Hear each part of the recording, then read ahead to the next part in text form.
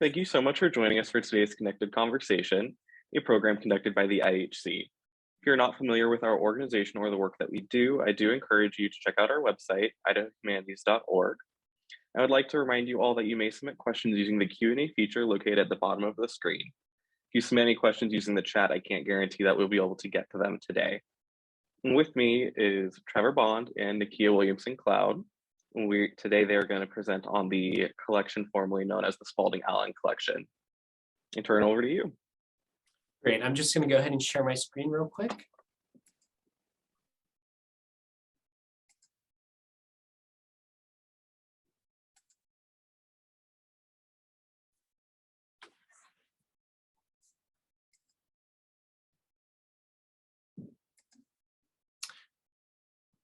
Can everyone see that okay? Yes. Okay, thanks, Doug. So I just want to start by welcoming everybody and thanking you all for joining us. I'm here with my good friend, Nakia Williamson-Cloud. We're broadcasting from my office studio on the WSU Pullman campus, and Pullman is located within the range of the 1855 treaty negotiated between Isaac Stevens and the Nez Perce Tribe. And I want to acknowledge this place that we're on, its deep connection to the Nimiipuu people, and also want to just state that I think this work and the work that our university and Nakia and I have been doing together is important, moving beyond just that basic acknowledgement of the land to doing concrete collaborations together.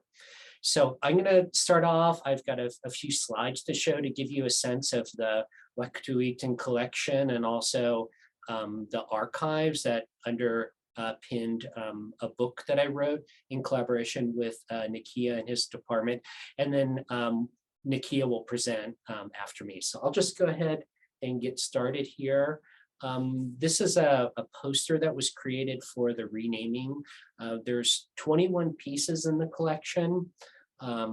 This is the oldest, largest, best documented collection of plateau material culture that survives anywhere in the world.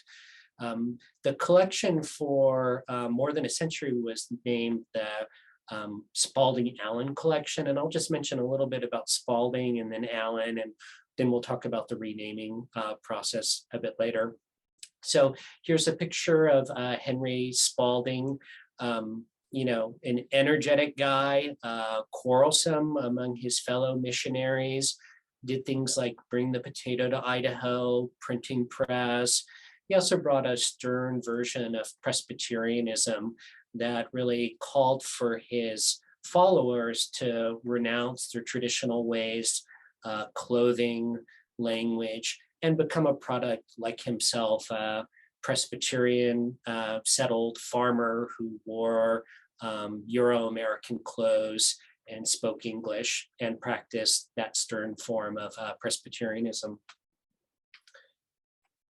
As a missionary in the 1840s, the board that funded his mission really never provided enough resources for him to be self-sufficient and to engage in his proselytizing activities. So along the way, Spalding, like many missionaries in other areas, took to different means to support his missionary. And one Nimiipuu historian really described him more as a trader at the end than a missionary, because so much of his efforts went into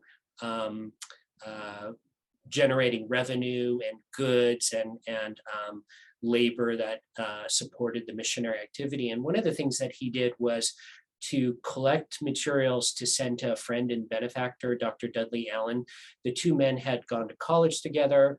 Allen lived in Ohio, and according to the agreement that they struck, Spalding gathered up geological samples and also the material culture in the collection, those 21 pieces that I showed you, packed them in barrels. The barrels went down the Columbia River, out to the Sandwich Islands, later Hawaii, down around South America to Boston, and then were shipped overland by wagon to Ohio. Along with the items, Spalding sent this letter, and it's a fairly detailed letter. It goes on for thousands of words. I don't expect anybody to read it. I just wanted to give you a sense of his handwriting and how he used every bit of the space. But this area that's highlighted in yellow, and here's a transcription of the piece, it's what Spalding estimated the value of the items were. He said that the collection as a whole was worth somewhere between about $57.90. Now you can see in the bottom paragraph there that Spalding really did not want Allen to send cash. Cash was not part of the economy. This was an economy based on trade and exchange. And so what Spalding wanted from Allen was for Allen to send these barrels and to send tools, clothing, a fine hair sieve, these goods that Spalding would use in his mission. So this exchange took place. It seemed a bit underhanded. Allen said to Spalding, let's keep our private affairs in this barter secret because the women read all these letters. And Allen wanted this collection to adorn a cabinet maybe in his home. And so this is what happened. The big question comes up and is, how did Spalding get these items from the Nimiipuu people? And he doesn't mention that directly in the letter. He does say where the items come from, but there are other parts in his correspondence where he does talk about how he traded with the Nimiipuu for items. It could be that followers gave these items to Spalding, as Spalding preached that wearing buckskin, wearing the regalia was unchristian, that his followers needed to give these things up. So we don't know exactly. It could be that things were given by his followers, could be that things were coerced. We're just not sure. There's a silence in the record. But the items did survive. This is a detail of one of two gorgeous dresses. You can see here these thimbles that were repurposed as part of the aesthetic and the design in the piece. And these items, these belongings to the Nimiipuu people are gorgeous and reflect both a very ancient way of decoration using porcupine quill work, but then also these trade goods that had come through an extensive network of trade that the Nez Perce engaged in, ranging from Celilo Falls, the great fishing sites around modern Dalles, out to Buffalo Country and all points in between. So the collection passed from Dr. Allen to his son, also Dr. Allen, and that Dr. Allen passed the collection on to the Oberlin College archives. And you can see this very minimal accession list of the collection as it came to Oberlin College. You can also see the kind of minimizing, dehumanizing language there, that the collection's described as one lot of Indian clothing and trinkets. There's also racist language around the label, just buckskin dress for Indian squaw, and language such as that still is part of many museum and archival collection records. And there's been a movement in recent years to update and change that language. And we've made these changes here in the archives just within the last week, going through older collections. So the collections at Oberlin College, the objects, the belongings, those dresses, the shirts, the saddle, those other pieces, they go into the basement at the Wright lab on the Oberlin campus. A historian named Robert Fletcher in the late 1920s comes across the letter in the library archives. He says that he reassembles most of the collection, but not all of it, for an exhibit. And critically, he wrote a piece in the Oberlin Alumni magazine about the collection, and that allowed later curators, park officials, Nez Perce Tribe members to track down the whereabouts of the collection. But unfortunately, it didn't stay on the Oberlin campus. It was sent to long-term, indefinite loan to the Ohio Historical Society in 1942 for exhibition purposes. As far as we can tell, only one piece in the collection was ever exhibited in Ohio, and that was a cradle board.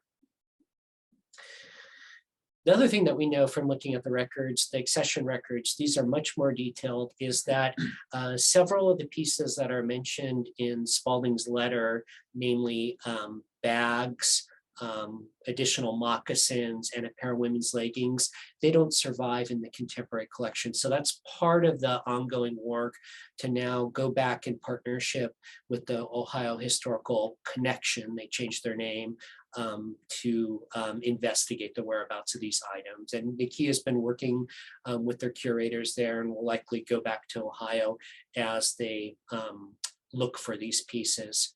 But going back to the 1970s, Bill Holm, he was a longtime curator at the Burke Museum in Seattle. He hears about the collection while he's in England. He stops in Ohio, visits in 1976, realizes the importance of the collection, and then brings that knowledge back and shares it with Nez Perce Tribe members and with those involved with the Nez Perce National Historic Park. And the National Park Service negotiates with the Ohio Historical Society for a loan of most of the collection, not the cradle board, but the rest of it to come here and be part of the permanent exhibits at the Nez Perce National Historic Park.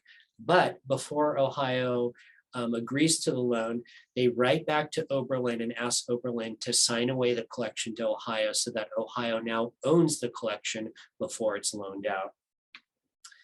So it comes here. If anyone in the virtual audience has not been to the visitor center at the Nez Perce National Historic Park, I really encourage a trip up. Beautifully located along the Clearwater River, and many of the items that we're talking about today are currently on exhibit. As soon as the collection comes to the Nez Perce National Historic Park, NEPTEC, the Nez Perce Tribe Executive Committee, starts negotiating with the Ohio Historical Society to have the collection permanently stay in Nez Perce Country, either through permanent loan, gift, or reassignment. But the Ohio Historical Society is not interested in that. They want to stick to one-year loans. And every 5 years also to have an appraisal done of the collection to ascertain value for insurance and other reasons. So when the collection was loaned, not including the cradle board, it was initially valued at $52,000. In 1985, Paul Ratzka, a Northwest appraiser based in Idaho, recognized the significance, the provenance of the collection, and bumps up that evaluation to $104,000. In 1993, the valuation jumps up again, and the evaluation for insurance costs continues to climb, given the age of this collection, the condition, the documentation, and also I think a reflection of the cultural interpretation and all the work that's been done to interpret the collection. So the collection remains on loan. These 1-year annual renewals just keep happening. And then dramatically in 1992, Ohio Historical Society writes to the park and says, they want the collection back immediately for evaluation. At the same time, the Nez Perce Tribe writes to them asking about how the collection can stay. Will Ohio exchange it for services or make a trade for collections? But the Ohio Historical Society really will not respond to the Nez Perce Tribe. Different avenues are explored about ways to keep it, potentially looking at a Native American Grace Protection and Repatriation Act claim. The law had recently been passed, but after consultation with the highest level at the National Museum of the American Indian by Alan Pinkham, right? Was the board member at the time? Yeah, Alan Pinkham was a board member. That would not be a feasible strategy in this case. And Nikia can speak more to that later on. But after a great deal of back and forth, It's uncertain what's going to happen. The National Park Service ordered crates to send the collection back. They made arrangements for a carrier to do it. And they also brought in Nez Perce experts to document the collection, elders to come in and discuss it. And one of those individuals working on the collection is my fellow presenter and friend, Nikia. This was his first museum job. He was an intern at the time, an artist, and he was doing these technical drawings of several of the pieces of the collection, and these are now available online, and I'll mention that a little bit later. But this was a last chance effort to do a level of documentation before these items would go back to Ohio. And the rumor at the time was that the Ohio Historical Society, seeing those large prices for the items, was going to sell the pieces and they would never come back again on any kind of loan. Details of some of Nikia's amazing work. But, you know, individuals, the Nez Perce tribe did not take this lightly. These are a key aspect of, you know, material culture, of traditions, connections with ancestors. And so the Nez Perce tribe formed a Spalding-Allen collection committee chaired by Richard Ellenwood. They planned a day of shame. Ellenwood went out and spoke to the press. The national media picked it up. There were stories in the Washington Post, CBS News, New York Times, Seattle Times. The Lewiston newspapers ran a story about the campaign almost every day it lasted. And eventually, after much back and forth, the Nez Perce tribe reaches an agreement with Ohio to pay the full appraised price of the collection plus $25,000 and agreed to a 6-month deadline to pay this price in full. And I just wanted to read you a little section. You know, on the one hand, everyone thought that the collection was going and would never come back. Ellenwood told reporters after this agreement reached, "We were very elated, very happy," he continued. "I'm glad we don't have to go into legal battle. We ended up in a situation where no conflict will come of it, to the relief of both sides." But Ellenwood also admitted, "I wish they had just given it back to us. But I'm happy it's going to stay here. Now we have to roll up our sleeves and start raising money." And then he also made this point, "Personally, I guess we all feel sorry we have to pay for it," reflected Ellenwood. "It's like paying for our own Christmas presents, but we are relieved the collection is going to remain here." So this fundraising campaign starts, and here's a detail of the cradle board. And donations start coming from around the country. The Nez Perce tribe hires Tom Hudson, a community development coordinator who spearheads the fundraising campaign. One of the earliest fundraising websites gets developed, and this is it through the Internet Archive. And one of the things that they did was take the appraised evaluation for each of the items in the collection and look for sponsors to sponsor those items at that amount.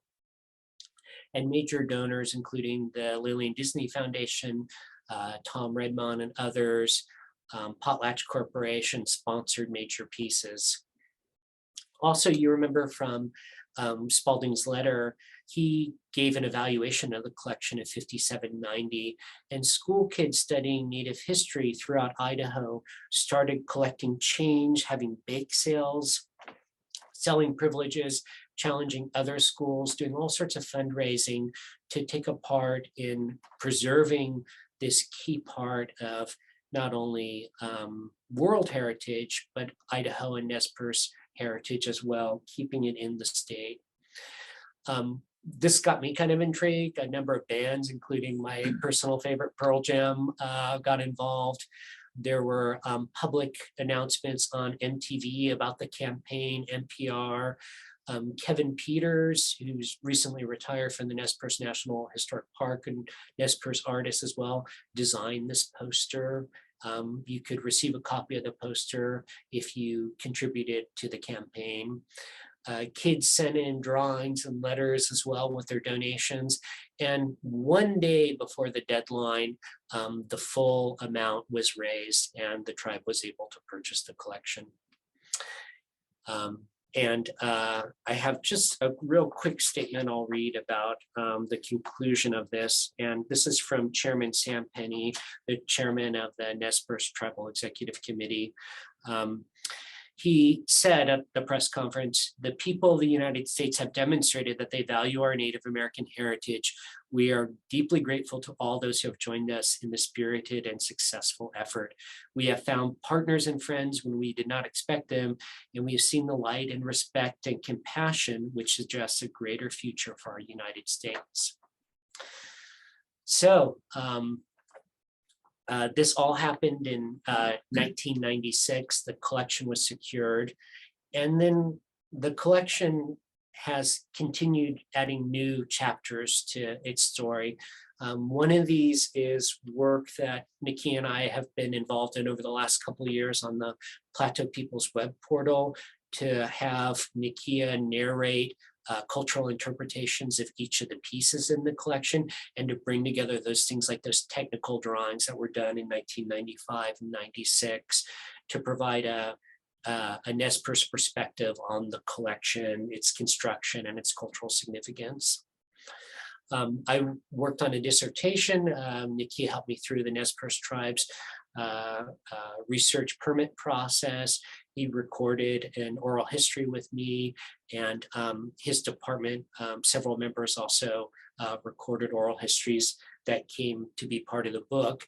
And then as publication was happening this last fall and last spring, the Nez Perce Tribe charged a Spalding-Allen collection renaming committee that came up with the new name, the Wetxuuwíitin name, to signify a collection that was away and return home. And after the ceremony, and as part of the ceremony, the committee invited representatives from the Ohio History Connection as well as the Inland Northwest Presbyterian to take part. And at the time, none of the board members of the Ohio Historical Connection, formerly the Ohio Historical Society, had any idea about this sale. They had no contemporary knowledge that they had possession of this collection and then they had sold it for this amount of money. And it was shocking when they looked into it. They sent a representative to the ceremony here, the renaming ceremony. And here's a picture of Nikia and his son taking part in the ceremony. And that started a conversation that resulted, this is the name being given, and there's Nikia with Stacia Morphin. That led to an event on November 23rd where Burt Logan, the CEO of the Ohio History Connection, came back, and he's with Chief Billy Friend, a native board member of the Ohio Historical Society, to present gifts and to give a refund of $608,100, the price paid for the collection. There were gifts exchanged, including blankets that Nikia designed. And it's issued a new partnership between the Ohio History Connection and the Nez Perce Tribe. So I'm going to stop there and turn it over to Nikia to talk just a little bit about the significance of the collection. I mentioned the price, but it's really not the price we're talking about. It's all sorts of different cultural values and meaning within the community about regalia, material culture such as this. Hi, I'm glad to be here and join everybody here that has participated virtually on this event and this talk that me and Trevor has had the good fortune of presenting on several different occasions to a variety of audiences. And so it's been a really good way to kind of recap and to try to think back of this history. And as Trevor was given this very good chronological kind of interpretation of the events that kind of happened going back from 95 to 96 and even prior to up until current day. I think it gives time for myself to reflect as being kind of part of some of those a small part in those early days of when all this kind of came to be. And I guess for us I think a lot of people outside of our community, a lot of people that don't understand the importance of these sorts of items and collections and what they mean. I think it's a little bit difficult for people outside the culture to really understand and grasp what these items truly mean to our people. And I think for a lot of people, the clothing that we wear, they might have some value to it, some sentimental value of something that was passed on. I think, even today, most of our clothing doesn't have that kind of intergenerational, sort of component or aspect to it. But for us, when we dress in that clothing, the buckskin clothing, the items that are made for the ceremonies and for that help promote the life ways of the Nez Perce people that we still carry forward today, it represents, and it's a reminder to us of our fundamental values that we have that ties us through our kinship to our family and to our community, but even more importantly, to the land and to what we now call resources, which is a part of our life. And so when we dress in this regalia, it's a reminder to what we call our tamaluit, our law that we live by.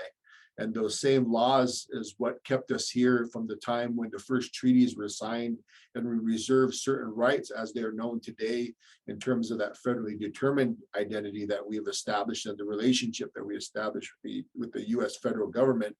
But really what they were trying to, our leaders at that time that ultimately signed that document, were trying to preserve the same values that are represented in this collection. And so when we view this collection, we don't view it as just purely in an aesthetic, sort of manner, or we don't just look at it as an art piece, even though there is a lot of artistic value, obviously, and there's a lot of aesthetic value that I think anybody could appreciate. But it's a reminder to us of those fundamental laws and those values that make us who we are in terms of the way that we're tied to everything. And our elders, we often, you've heard in the past, many people have heard that our people have made these appeals to how we are connected to the land, how we're a part of the land. And I think a lot of people outside the community really kind of find that hard to grasp. Although I think there are many people that have connections to a place, maybe have some value or have a certain sense of feeling when they're out in the outdoors or in the wilderness area or what have you. But for us, it takes a deeper, feeling because it's that interaction. So for instance, we fish, we hunt, and in the West, obviously there's a value of fishing and hunting. But for us, it's an act of renewing that relationship, going back to the time of creation when our people were placed on this land. And the animals and the resources as we now understand them in today's world are really a significant part of our life. They're not just the resources, we're connected to them ceremonially, spiritually, in a lot of ways, and even functionally in terms of our body. And that's something that, so for us, fishing, gathering, hunting is not simply an act of recreation, or it's not something that's just a pastime. It's a statement about who we are and how we were created and how we maintain those relationships, the rights that were established in 1855, but moreover, through our ceremonial and ties to these this life that I'm speaking of, that we have responsibilities to the salmon, to the deer, to all these things that we share life with, to the very land itself. And it's that responsibility that makes us who we are, makes us Nimipu. And so really, these are the things that are brought out in terms of when we view this collection. It reminds us of those responsibilities and juxtapose them with the rights that we have, in terms of our federal relationship we have via the various treaties with the United States government and the states and the other municipalities that and the advocacy that our people have provided. And so, it has a much deeper sense and meaning to us, and it has a deeper resonance, to us And moreover, more specifically, I think these items, for us are a act of memorializing our ancestors, our past people. And I think that's really hard to grasp because I can't really find a way to explain to people outside of our culture of how these items function and still function in our community today. So when these items were taken out of our community, it was not only a kind of act of undermining that value system that I'm speaking of, but also it was part of the same kind of colonialism that our people were undergoing at that time, where our value systems were being undermined by every institution that we as modern people rely upon today.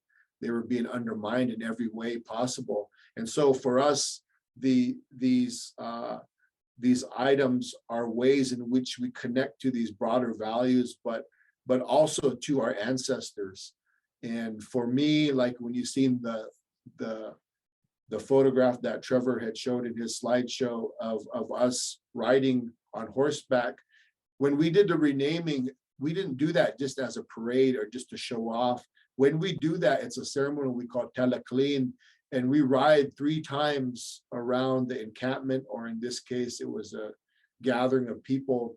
And that time we speak of the past people, and in this case, even the past people that worked to bring this collection back home and to ensure that it stays connected to our community and to our land.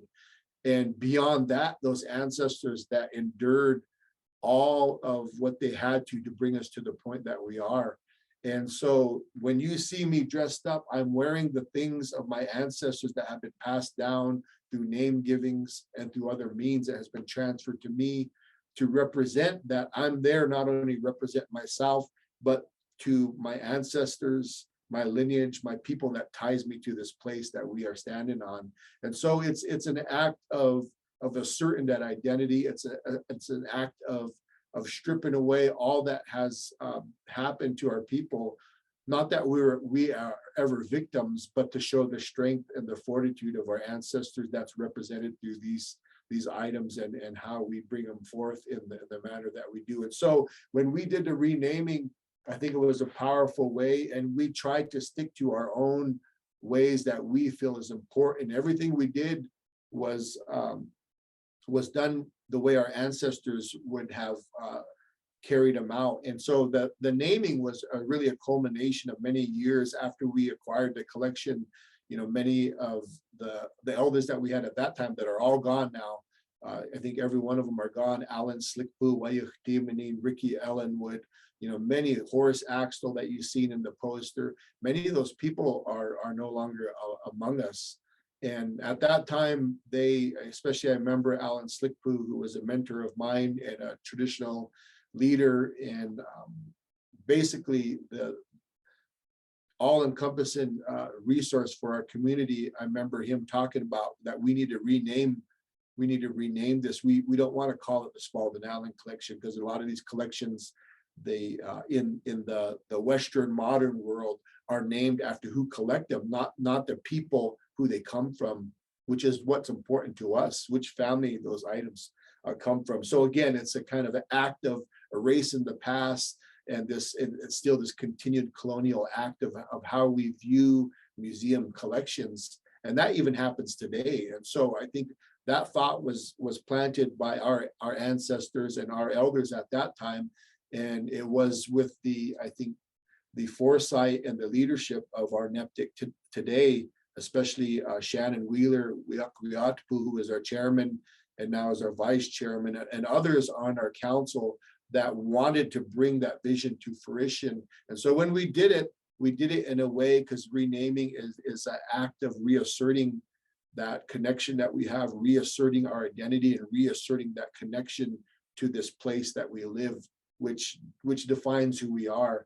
And so that was a very important day for us, and we did things the best we could in the spirit of how our life ways that have carried us to the time prior to even when these items were collected, even to now, that we struggle to maintain through our language, culture, identity, spirituality. And I think it had even those that, because you can explain these things to people. You could, even right now, trying to struggle to find the words. You can explain. I can talk, for hours, but until you experience it and feel it, and I think that's what people felt on that day, is then you get a glimpse of what we're talking about. You get a glimpse of what the importance is. You can't explain these sorts of things. You have to live it and feel it and understand it unto your own self and open your own heart. And I think that's what happened on that day. And so we had, the members of the Presbyterian that came and gave an apology. And they actually did one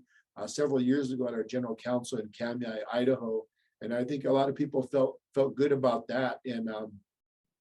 And also we had Alex, we saw a representative for the Idaho Connection that originally at the time that we acquired these items were the the legal owners, quote unquote owners of this collection. He was there to represent the Ohio Connection. And I think, when they observed and were able to see this, they were very surprised. And there was a lot of very good and beautiful words of reconciliation on that day, which I think the Nez Perce people are always interested in doing and making these connections and reconciling the past so we can move forward as well as everybody else. And just that recognition and understanding that this happened, not to say that to make anybody feel bad, but in order for you are as an individual, as a society to move forward, you have to recognize that this was done, in the past, not as a penalty, but as a way of recognition, so you can take that step forward. And that's really what that day was about. And so there was a lot of beautiful words that were presented. And I think Alex, he's a tribal person, he's a Potawatomi. And so I think even the institution, the Idaho Connection has come a long ways, like a lot of institutions, a lot of society. We have a long ways to go, obviously, but they had made that transformation unto themselves. And so there was a lot of really beautiful words and talking about that. And at the time I was kind of serving as the MC of that particular portion as we did the renaming. And I was sitting back listening to this, all these good words, but I couldn't help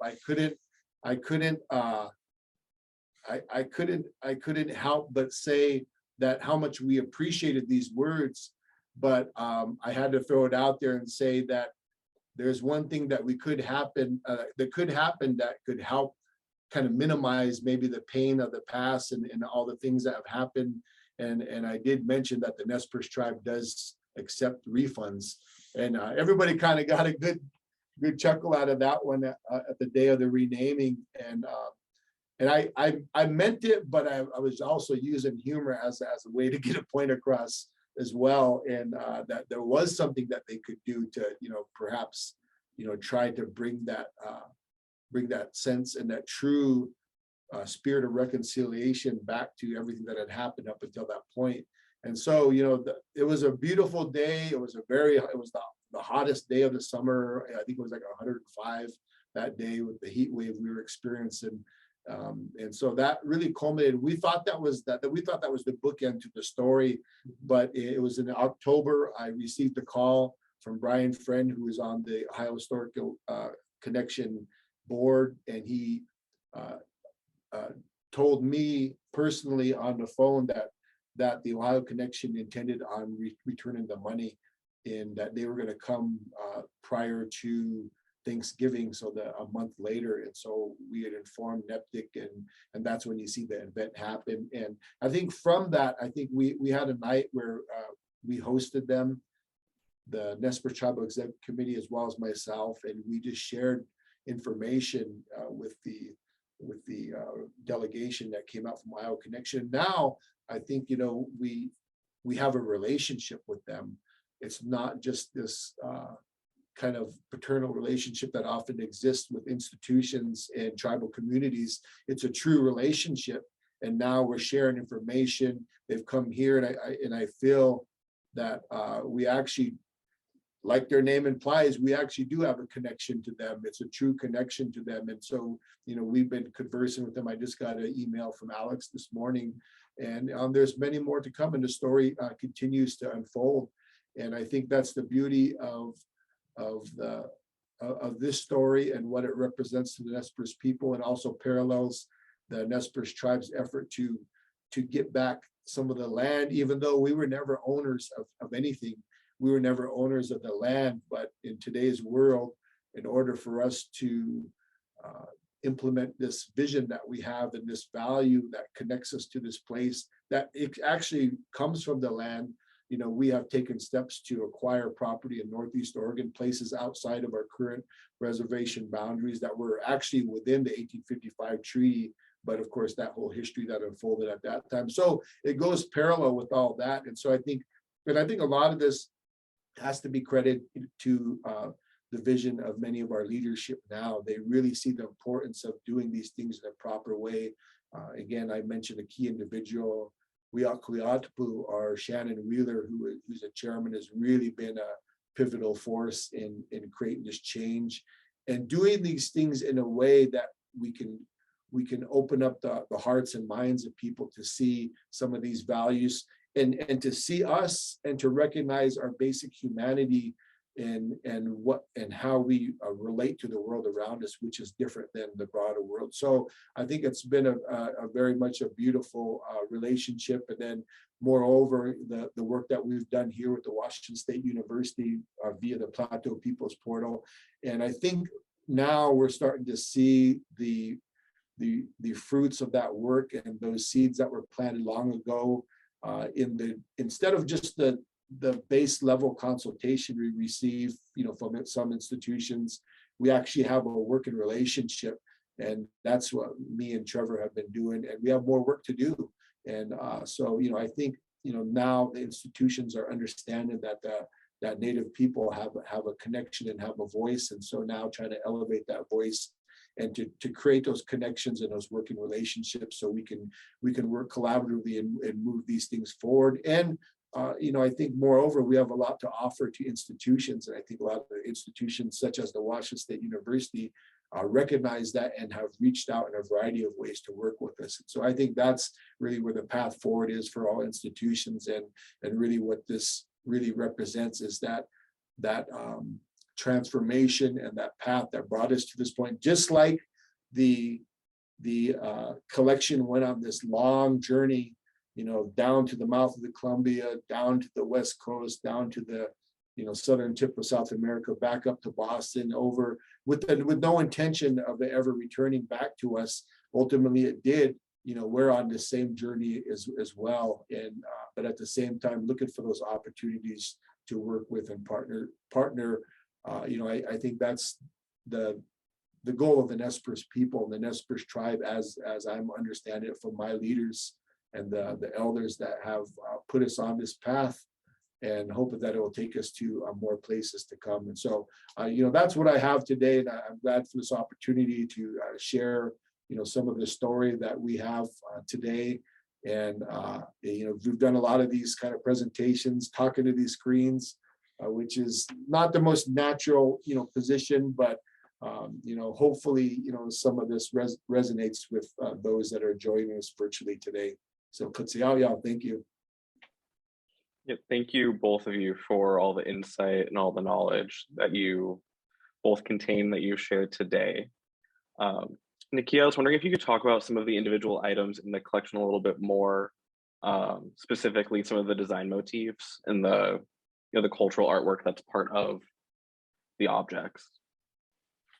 Yeah, so the probably more larger they're all significant in their own way, but the items such as the buckskin clothing, the two dresses, those are similar dresses that still are currently passed down in our families. Like even our own family, my own family has some of those types of dresses that are actually very similar. And so some of the values and aesthetics you see that kind of undulating sort of form in the dress. That's not just a design element. And so many of our elders, as it was explained to me, that that part of our law in terms of the recognition of the animals that we relied upon. And when they stepped forward and provided not only their flesh, some of them like the deer, antelope, bighorn sheep, elk, they provided their skin. How we paid the maximum respect and honor to the animals was when we get a skin of an animal, we don't just cut it into square panels to make a legging or square panels to fit into some sort of pattern, that we retain the natural elements of that animal. So where you see that undulating form on the woman's dress or on the bottom of that man's shirt, that's the natural outline and skin of the hindquarters, and that centerpiece is the tail with even the fur intact down to the forelegs. And even now, I think it takes, as somebody who's tanned hides and worked and a hunter, that to skin all the way down to that point. Most people don't do that. They cut it further up above the knee. But in order to get that shape, they had to skin all the way basically to the dew claws of the animal, basically to the wrists,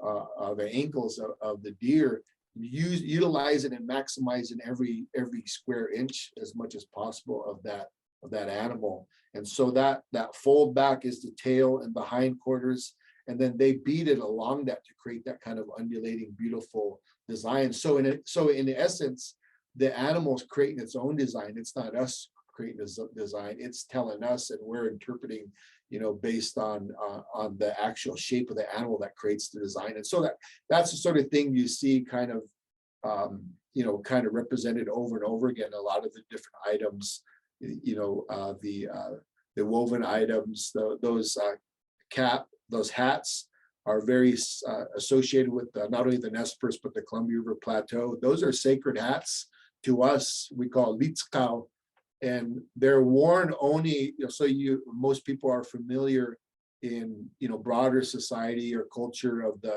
we call it tu'inusus, or the feathered headdress that represents leadership, represents a certain rank in your community.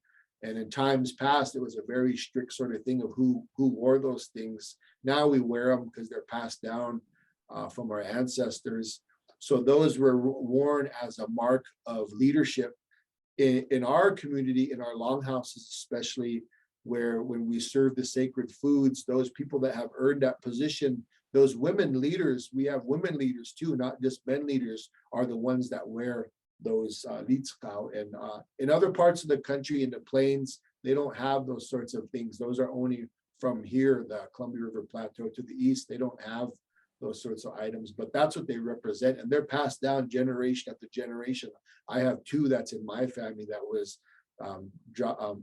passed down from my great-great-grandparents, that is kept in our family and brought out in ceremonial time. So, I could probably speak all day on the collections, but that's just kind of the insight of some of the design elements, and some of the aesthetics and values. And I think, some people I think people even now, when they see our modern palcham or powwows, ceremonies, they see the incorporation of modern sorts of materials and things like that. And you see that happening there with the brass thimbles, the glass trade beads.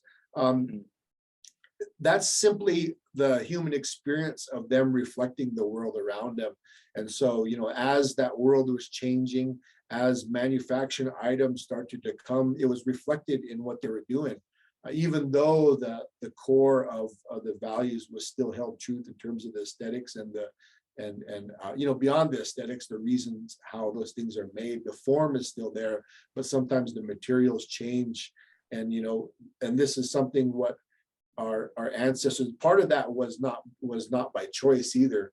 I think some of our people, when they had to adapt from buckskin, because there was a time in the 1950s when our people were being cited for hunting, and they were being imprisoned. Even my great-grandfather, my grandfather, they were in prison one time. And so it was sometimes difficult to get those materials. And even now it's maybe sometimes easier, because that period of time when our people were being subjugated by state laws, federal laws, and And so access to those sorts of things just wasn't there. And so our people, you know, tried to substitute the best that they could given what they had at the time. But so yeah, you see some of that being reflected, and people sometimes don't understand that. They understand our people being like we're suspended in some idealized time in, you know, 1800s or 1700s, but we've had to adapt to changes that were forced upon us and utter transformation of the landscape. And so again, those impacts to the land and resources are impacts to us and our culture, and how that gets, you know, turned around and represented. And I think that's just something that a lot of people don't quite, can't quite grasp. And that's the things why we advocate for the things that we do even today. Yeah, definitely kind of a reflect, like how, you know, the changes in the materials are a reflection of the time that the people are going through. And then can you also talk about the technical drawings and that preservation process that you were part of, you know, before the collection was repurchased? Unfortunately, it had to be repurchased at the time, but, you know, when there was that kind of fear that the collection was going to disappear forever, and the preservation attempts there. Yeah, I was interning at the Nez Perce National Historical Park, and I think I was 19 years old when that had happened. And, you know, I think at the time, I guess, didn't really quite, you know, when you're young, you don't understand about the implications of things, don't fully quite understand, I guess. So I just, you know, it was just work that I was doing, and I had always had a connection and knack for doing that type of work. And yeah, that was, they were fully documented, photographed, but the curator at that time, Bob Chenoweth, felt that technical drawings would have a more diagnostic way to represent the collection, as well as an opportunity for young people and people in the community to stay connected to those items. And so I spent a lot of time with, I think I did the saddle, leggings, and moccasins, I believe. And then a couple other, Tisa Matheson, Pinkham did some of the women's items, and Kevin Peters did a few of the items as well. So it was kind of a team effort. But yeah, it was with the idea that we wanted to get the ultimate documentation, thinking that we might not ever have these items, you know, in our community. And I think that's the important, I guess, take-home message for us even today. There are still other collections that continue to move out of our community, and even have and important things, because for Nez Perce people, we're one of the few parts of the country that still have these kind of items. Most of them in other tribes and culture areas, all their stuff's all in museums, it's all in institutions, it's all in collections. We still have these things, and unfortunately they have a market value. There's a monetary value, and there's tremendous pressures upon tribal people to, you know, that maybe not have the economic means to sell those items. And there's, you know, that's a whole thing unto itself.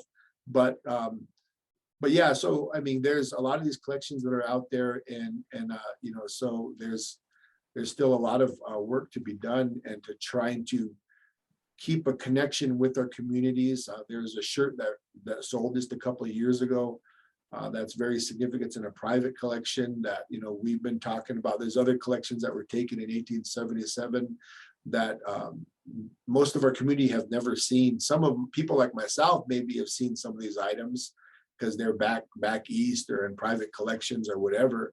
But I'm in a fairly unique position, but most of our community will never see these, you know, unless they're brought back. And so trying to reestablish these connections with these collections because of what they represent and how they're still important to the community is really important. And to reestablish those connections with the community is very important, because these items are not just, you know, like I said, art pieces or clothing. They're a living part of our culture, and they're connected to our ongoing culture and identity. I'd just like to add, Doug, that Kevin Peters, whom Nikia just mentioned, he talked about that value of really slowing down and examining the pieces. He worked on one of the men's shirts and did drawings of how this, you know, the sewing was done, and then also counted every single fringe along the arms of the shirts. And there was a couple hundred fringes on each sleeve, but they were perfectly in balance. And that gets at that design aesthetic too, because it's the natural form, but then there's this value of balance too as well. So, I think that these drawings are still amazing to look at. If you go to the portal, you can see them today, but I think an artist sees things differently than a photograph captures them, and that's reflected. And I was wondering if you could talk a little bit more about the naming process as well, especially with the new name and kind of how, what does the name mean and how that was decided. Yeah, so there was a committee that was put together, and I was a part of that. And there was a number of other individuals within the tribe, and our language department, myself, and especially our elders, Vera Sonic, were consulted of a proper name. So that the process of naming is, whether it's naming individuals, places, is a really important process for our people, because those names really, again, they kind of reflect those values. In a sense, when we name a person or place, like for instance, the place names we have, we don't, unlike the broader society, we don't name places after historical figures or individuals. We name places, we interpret the name based on what the land is telling us. And so in essence, the land, or in the case with the individual or an object, in this case, is naming itself based on its own attributes and characteristics. And so that name, Wetxuuwíitin, means something that has been taken away and returned after a long journey. And so that's where that name was felt to be appropriate. And again, shed in the idea of the people that collected it, and disconnected it from the community and the land that it came from, and bring in as a way to formally welcome things back into our community. We felt that was important. And so we did basically a naming ceremony, and that's what you see me standing there. And one of the pieces was being held by Stacia. The Litzkau was being held as we announced the name. And so we have a process of verifying with the community at large, those people that were there, and we state the name. We announce the name 3 times, and then the name's repeated and repeated, and then things are being given out. And in the process of naming people, what my elders and my teachers have told me is, you give to the people the furthest away that are there to give testimony, and to observe and to say the name, because in that way they have to repeat it, and that name gets spread out over the land when those people return back to wherever they came from. That's how you make the name, real and valid. And so that kind of holds true with how our naming process unfolds. And so that's why and how that name was chosen. Wetxuuwíitin was and so it's taken a little while to kind of get people accustomed to saying that word. But it'll be a process unto itself. But it's important for us that we no longer refer to it in terms of the colonial past, but what's coming now and in the future. No, and I think that's such a beautiful process, and all the the importance behind it, especially in terms of healing and cultural identity. And unfortunately, we are out of time for the Q&A. So thank you to everyone who attended, and thank you both Trevor and Nikia for, again, all that information and insight that you were able to share today. Thanks for hosting. It was really fun. Yeah, thank you. Thank you, Nikia.